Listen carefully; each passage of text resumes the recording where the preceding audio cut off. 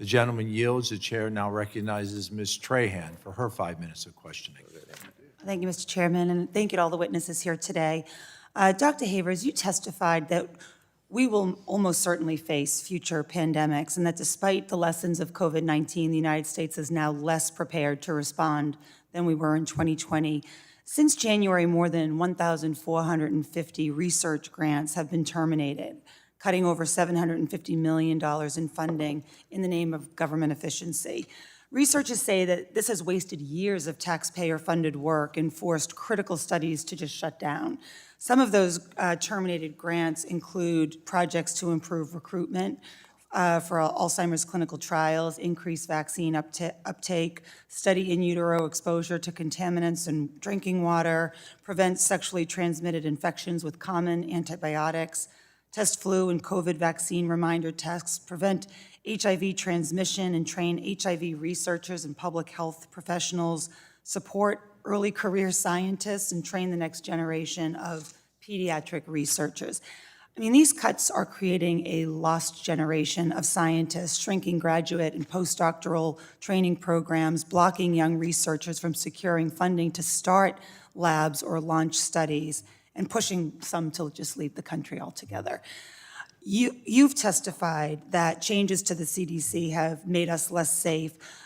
Do cuts to critical research and the disruption of our healthcare and public health workforce pipelines make us any safer? No, they do not. And I think that we've heard from the other witnesses that we need to have all the tools possible to combat pandemic threats, including those generated or coming from AI. And all of these cuts that you listed and the fact that we are hamstringing ourselves in terms of scientific innovation in this country under this administration means that we will not have those tools available to us in the next pandemic. Thanks. I mean, this isn't a temporary disruption.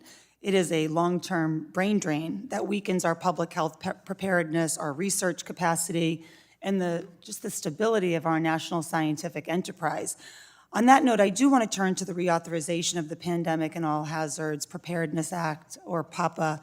In the years since COVID-19, Congress has failed to reauthorize PAPA in a meaningful way, leaving core preparedness programs in limbo.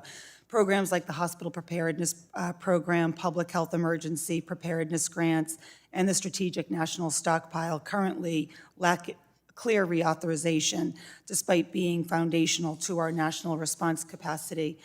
Dr. Havers, as Congress considers reauthorizing PAPA, what specific priorities should guide that effort to ensure that we strengthen our preparedness, especially in light of emerging technologies like AI, rather than repeat the vulnerabilities that we saw in 2020? As has been mentioned, we were not as well prepared for the 2020 pandemic, for the COVID pandemic in 2020 as we could have been. And I think that there were gaps that were identified, including in sort of data modernization, in laboratory testing capabilities, in rapid deployment of medical countermeasures, adequacy of PPE and other protections for frontline healthcare workers. And we were successful in rapidly deploying a vaccine, but it still took a year. And I think that investing in basic public health infrastructure, strengthening surveillance systems, improving data modernization are all things that are going to be critical going forward. And what a lot of the funding cuts that have happened have decreased basic sort of on-the-ground surveillance systems.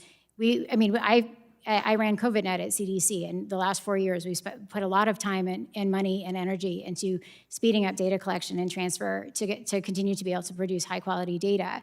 That was a system that was set up very quickly. We started collecting data in March of 2020, but that was on the back of FluSurvNet, which was an emerging infections program, a very strong surveillance system. So if you have strong existing infrastructure and a strong public health workforce and an appropriate investment in public health and in science, we will be much better prepared to rapidly respond and fill in those gaps. And I think, so I would encourage, strong funding of state and local public health, strong funding of CDC, restoring grants to NIH, and not having ideologically driven decisions being made about grants. For example, the mRNA vaccine funding that has been pulled. That has vastly weakened our pandemic preparedness for the next pathogen. mRNA vaccines is one of the most promising technologies for us to be able to rapidly deploy a vaccine if another novel pathogen came along. Yet Secretary Kennedy has an unscientific antipathy towards mRNA vaccines and yanked $500 million of funding. That has left us worse prepared.